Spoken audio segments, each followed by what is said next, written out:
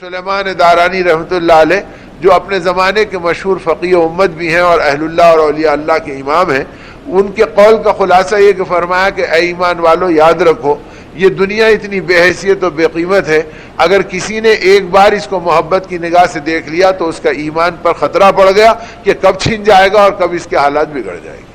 تو اگر ایک مرتبہ محبت سے دیکھ لے تو اس کی یہ نحوست ہے جو زندگی بھر دنیا پہ ہی حسرتیں، دنیا پہ ہی محبتیں، دنیا پہ ہی رال ٹپکانا اور دنیا پہ ہی سب کچھ کرنا، تو اس کے اوپر انسان کا کیا حال ہوگا۔ تو اس لیے میرے دوستوں اور میرے بزرگوں، یہ مبارک مہینہ دے کر اور کچھ وقت کے لیے کھانے پینے اور جائز خواہشات سے ہٹا کر اللہ پاک ہماری تربیت کا سامان فرما رہے اور اس تربیت کے اندر یہ نعمتیں، یہ برکتیں دے رہے ہیں کہ اس کے پہلے دہا کو رحمت کا دہا کہلوا دیا اپنے نبی صلی اللہ علیہ وسلم کی زبان مبارک سے، دوسرے دہے کو مغفرت کا دہا کہلوا دیا اور آخری دہے کو نجات کا اور جہنم سے چھٹکارے کا دہا قرار دیا۔ اسی لیے حدیث پاک کا خلاصہ یہ ہے، جسے ماہ رمضان ملا اور اس کے باوجود اس کی مغفرت نہیں ہوئی تو گویا یہ سب سے زیادہ بدنصیب ہو گیا۔ وہ محروم ہے جو رمضان کا مہینہ پایا اور پھر بھی محروم رہا، اس سے بڑھ کے محرومیت کی اور کوئی چیز نہیں۔ تو گویا پتہ چلا کہ یہ مہینہ تو مغفرت ہی کے لیے ملا اور یہ مہینہ تو توبہ ہی کے لیے ملا اور یہ مہینہ تو پاکی ہی کے لیے ملا، لیکن کس کے لیے پاکی؟ جو پاک ہونا چاہے اس کے لیے پاکی ہے، اور جو پاک ہونا نہیں چاہے وہ 1000 گھڑے بھی اس کے اوپر پڑ جائے لیکن پاکی اس کے اوپر پڑی رہے تو اس کے لیے نہ اس کا غسل ہوا نہ اس کی زندگی پاک ہوئی۔ تو میرے دوستوں اور میرے بزرگوں، اس زندگی کو پاک کرنے کے لیے ایک تو دل پاک ہو جائے، خدا کے غیر سے ایک اللہ کی عظمت اس دل کے اندر آ جائے۔ اب ایسی زندگی بنانے کے لیے، اپنے دل کی دنیا کو بنانے کے لیے اہل اللہ کے اور اہل دل کے ماحول میں رہنا پڑے گا جس میں دل کے اندر اللہ کی عظمت اور کبریائی اترے۔ اب صحابہ کرام رضوان اللہ اجمعین اللہ کے نبی کی صحبت میں رہے، بعد آنے والے صحابہ کی صحبتوں میں رہے اور بعد آنے والے اہل اللہ کی صحبتوں میں رہے، اس کے نتیجے میں ان کی زندگیوں کے اندر اللہ کا تعلق بڑھتا رہا اور اللہ کے دین کی فکر ان کی زندگی میں آتی رہی اور دنیا کی بے قیمت چیزوں سے ان کے سینے پاک ہوتے رہے۔ تو میرے بھائیوں اور میرے بزرگوں، یہ زندگی اللہ پاک نے دی ہے تاکہ آدمی اس کے اندر اپنی آخرت کو سنوار لے اور تقوی طہارت کی دولت کو پالے، اسی لیے اس کو تقوی کا مہینہ بتلایا۔ اور تقوی کا مطلب کیا؟ کہ گناہوں سے بچو، محارم سے پاک ہو جاؤ، نافرمانیوں سے زندگی کو نکال لو اور فرمانبرداری کے اوپر چٹان کی طرح جمے رہو کہ کتنا ہی پانی آئے اور وہ چٹان سے ٹکرا کے پلٹ جائے لیکن چٹان اپنی جگہ جیسی رہے گی ویسی رہے گی۔ ویسے مومن اپنے ایمان کی حفاظت کرے گا اور ہر باطل ماحول سے اس کی زندگیاں پاک ہوگی۔ اب یہ رخ جب صحابہ کے سامنے آیا تو بڑی بڑی چیزوں کو انہوں نے قربان کیا اور قربان کرنا اللہ نے ان کے لیے آسان کر دیا، یہاں تک کہ اپنی زندگی کے نذرانے لے کر اللہ کے راستے میں نکل گئے اور اللہ کے نام کے اوپر اپنی جانوں کی قربانیاں پیش کر دی۔ اللہ والوں کے سامنے جب دین کے تقاضے آ گئے تو دین کے مطالبے اور دینی تقاضوں کے لیے پھر انہوں نے اپنی دنیا کو خود ہی قربان کیا اور ایمان اور آخرت کے تقاضوں پر اپنے آپ کو چلایا، تو ان کی سوچ بھی، ان کی تمنا بھی، ان کی چاہت بھی پھر دین کے مطابق بن گئی۔ اب وہ دین کے مطابق بننے کی دلیل کیا کہ قرآن کے آئینے میں دیکھ لو کہ ہماری زندگی دین کے مطابق بنی نہیں بنی۔ اب قیامت کے دن یہی اللہ کا کلام ہوگا جسے اللہ پاک اپنے عرش پر اپنے بازو جگہ عطا فرمائیں گے اور اس کو 2 آنکھیں دیں گے، ایک زبان دیں گے اور یہ کہیں گے کہ ہر آنے والے کی زندگی کو دیکھ لے اور دیکھ کر گواہی دے دے کہ یہ زندگی صحیح تھی یا غلط ہے۔ اور انسانوں سے کہا جائے گا کہ اے لوگو، اپنی زندگی کی کتاب نکال کر ہماری کتاب سے میل ملا لو، اگر تمہاری زندگی کی کتاب ہماری کتاب کے مطابق ہے تو جنت تمہارا استقبال کر رہی ہے، اور تمہاری زندگی کی کتاب ہماری کتاب کے خلاف ہے تو جہنم کے شعلے تم کو لپٹ جائے گی۔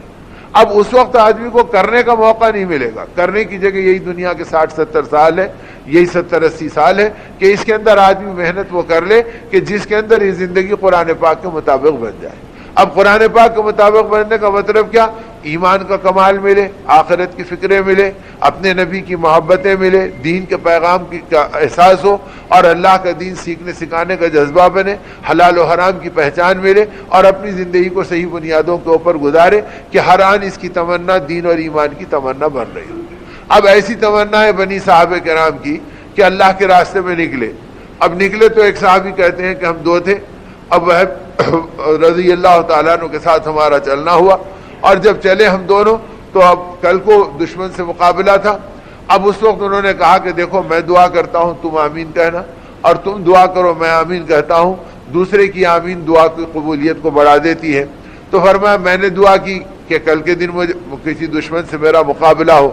میں اسے پچھاڑوں، وہ میرے سامنے آئے، یہاں تک کہ میں اسے پچھاڑ دوں اور اے اللہ تو مجھے غلبہ عطا فرما دے اور مال غنیمت میں مجھے حصہ بھی عطا فرما دے۔ اس کے بعد کہتے ہیں جب حضرت وہب کی باری آئی تو انہوں نے دعا کی کہ اللہ کل کو جب مقابلہ ہو تو میں اسے پچھاڑوں، وہ مجھے پچھاڑے، یہاں تک کہ اسلام کو غلبہ ملے اور مسلمانوں کو فتح مندی ملے، اور ایسے میں کوئی ایسا بھی مسئلہ آ جائے کہ میں اس سے پچھڑ جاؤں اور وہ میرے سینے پہ بیٹھ جائے اور میں تیرے راستے میں شہید کر دیا جاؤں، پھر وہ میری ناک بھی کاٹ لے، میرے کان بھی کاٹ لے، اور قیامت کے دن آپ مجھ سے پوچھیں کہ اے میرے بندے تیری ناک کان کو کیا ہوا کہ کیوں کاٹی گئی، تو میں یہ کہہ سکوں کہ اللہ تیری عظمت میں، تیرے نبی کی محبت میں میرے ناک اور کان کاٹے گئے، اور آپ کہیں کہ یہ سچ ہے تو اللہ اس کے بدلے میں مجھے آخرت کے اعزازات بھی ملیں گے۔ یہ کہتے ہیں چونکہ وعدہ ہوا تھا میں نے آمین کہی، دوسرے دن جیسے دعا مانگی ویسے ہی ہوا، مجھے اللہ نے غلبہ دیا، مال غنیمت دیا، اور میں اپنے ساتھی کو تلاش کیا تو اس حالت میں ان کا لاشا پڑا تھا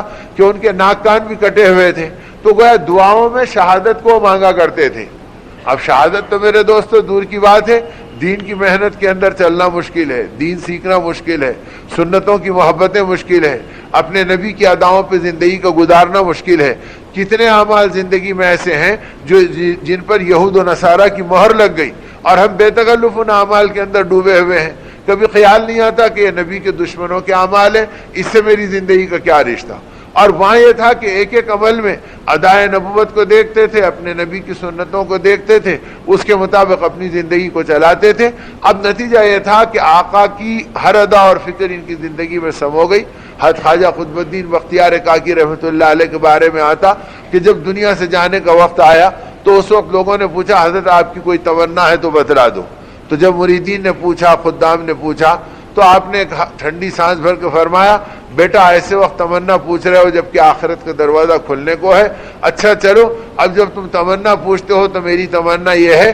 جب میری روح بدن سے رخصت ہو جائے اور تم اسے کفنا کر دفنانے کا انتظام کرو تو میرے جنازے کی نماز ایسے کسی مرد مومن سے اور مرد صالح سے پڑھوانا کہ جس نے زندگی میں بلا وضو کے کبھی آسمان نہ دیکھا ہو۔ اب تمنائیں اولیاء اللہ کی اور اہل حق کی یہ ہوا کرتی تھی،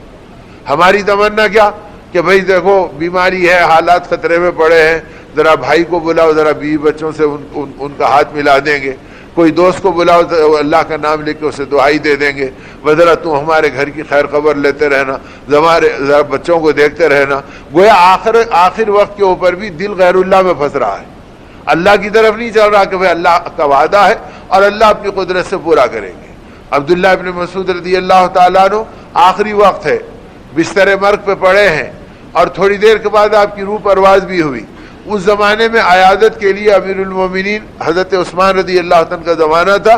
آپ چلے آئے اور دیکھا کہ حالات نازک ہیں اور ابن مسعود کی حالت بے قرار اور بے چین ہو رہی ہے، تو آپ نے ان کو تسلی دی اور فرمایا ابن مسعود تم فکر مت کرو، تمہارے بچوں کے لیے ہم بیت المال سے وظیفہ مقرر کر دیں گے۔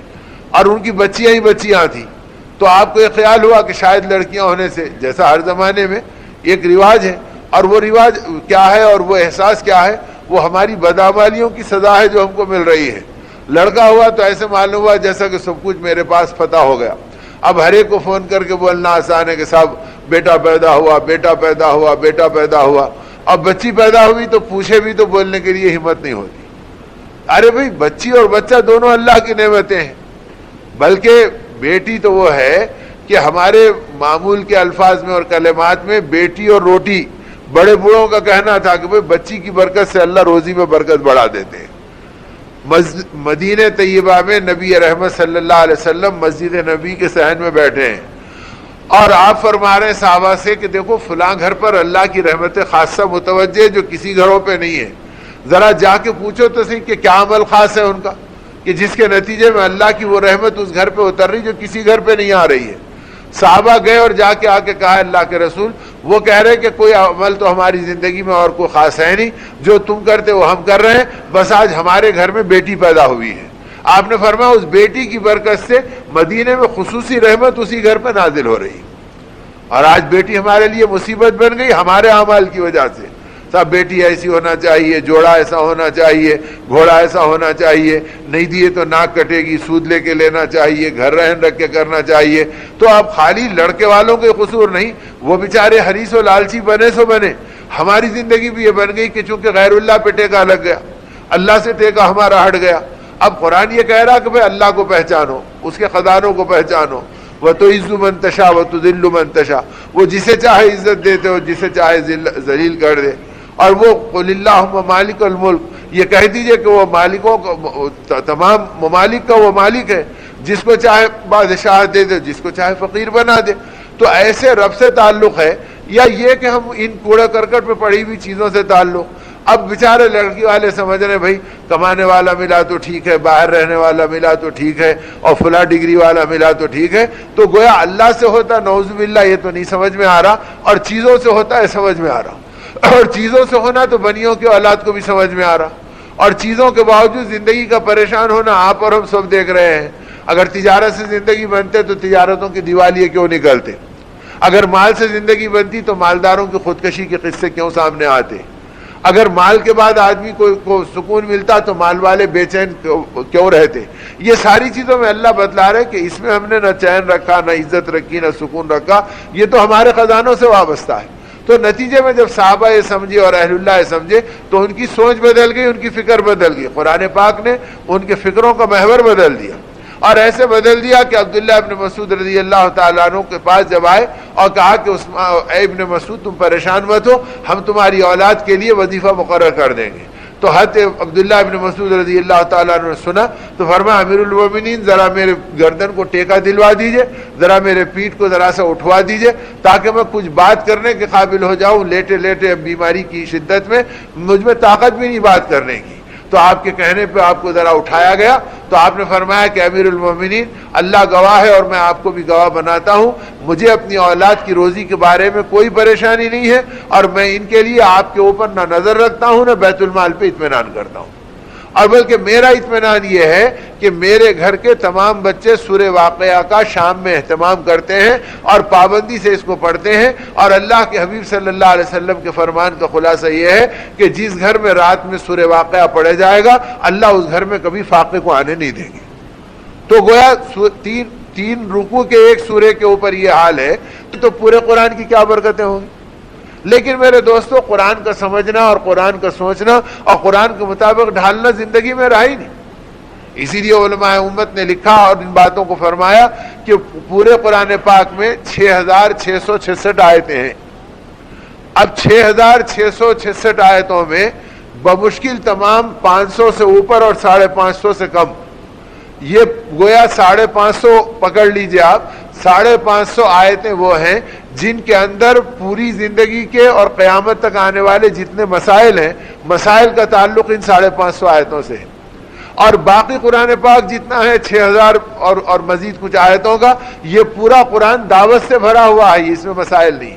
اس میں حق کی طرف بلانا، اللہ کی طرف لے چلنا، ان کی بڑائی اور عظمت بتلانا، نہیں ماننے والوں کا انجام دکھلانا، ماننے والوں کے ساتھ اللہ کی کیا غیبی مددیں آئیں. تو پورا قرآن تو دعوت بتلا رہا ہے، اور امت دعوت کی جگہ دولت بتلا رہی ہے کہ بھئی دولت ملے گی تو زندگی بنے گی. نہ دولت سے کبھی یہ امت چمکی ہے، نہ قیامت تک کبھی چمکے گی. یہ جب بھی چمکی ہے یہ ایمان و اعمال کی بنیاد پہ چمکی ہے، اور جب بھی چمکے گی ایمان و اعمال کی بنیاد پہ چمکے گی. تو اب اس کا نتیجہ یہ تھا کہ ایک صورت پر اتنا اعتماد آ گیا تھا کہ وقت کے بادشاہ کو منہ لگانا ایمان والا پسند نہیں کر رہا، جبکہ وہ بھی ایمان والے بڑے مرتبے کے ہیں. ان کی بات پر بھی دنیا والی بات پر اطمینان کرنا ان کو لیے تیار نہیں تھے. کیوں؟ اس لیے کہ اللہ کا وعدہ یہ ہے. ان بنیادوں پہ وہ چل رہے تھے. اب نتیجہ یہ کہ ان اہل اللہ کی زندگیوں کی سوچ اور تمنائیں بنی تھی. تو فرمایا کہ میرے جنازے کی نماز ایسے مرد مومن سے پڑھانا جس نے زندگی میں کبھی بالغ ہونے سے لے کے اب تک بلا وضو کے آسمان نہ دیکھا ہو. اب یہاں تو نمازوں کے وضو کے بارے میں آدمی کو سوچنا پڑتا ہے، ارے بھائی وضو سے رہنا ہے، کیسا کریں گے، کیا کریں گے. حالانکہ مسلمان تو ہمیشہ پاک رہنے کے لیے ہے. میں وضو جب گیا چلو دوسرا وضو 2 منٹ پہ کر لو، لیکن وضو کو جاننا بھی مشکل ہے. امت کا کتنا طبقہ ہے جو وضو کے مسائل بھی نہیں جانتا، وضو میں کتنے فرض ہے وہ بھی نہیں جانتا، غسل کا طریقہ نہیں جانتا.